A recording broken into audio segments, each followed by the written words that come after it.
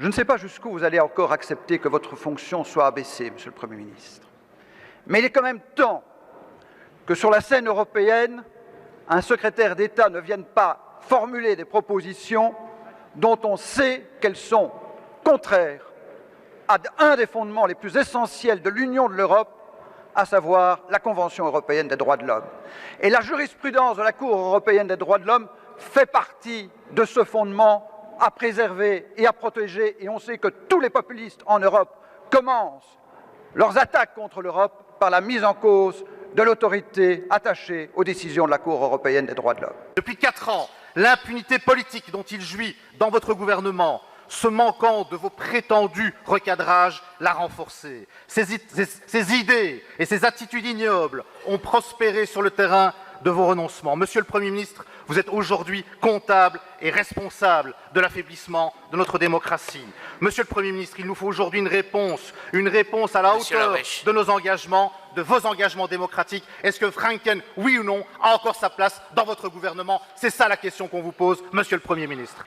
Et le pire de ça, c'est que le secrétaire d'État, hier, en rajoute et a déclaré « La Convention européenne des droits de l'homme est en partie un texte d'une autre époque ». Ce n'est donc pas, Monsieur le Premier ministre, une erreur de com', un problème de vocabulaire.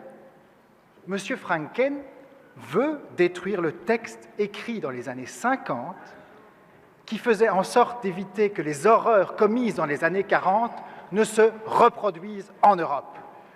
Son point de vue est clair, il est limpide.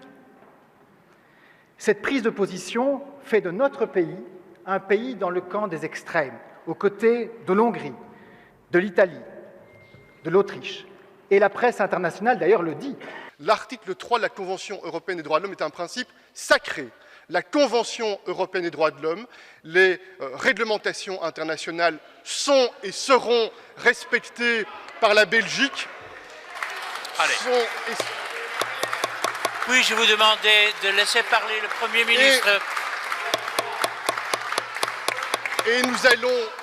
Et nous allons aussi soutenir les efforts pour qu'il y ait davantage d'harmonisation européenne dans la mise en œuvre des conventions européennes et internationales. Chacun mesure bien ici qu'il y a aujourd'hui un enjeu majeur à cet égard-là. On y a été confronté.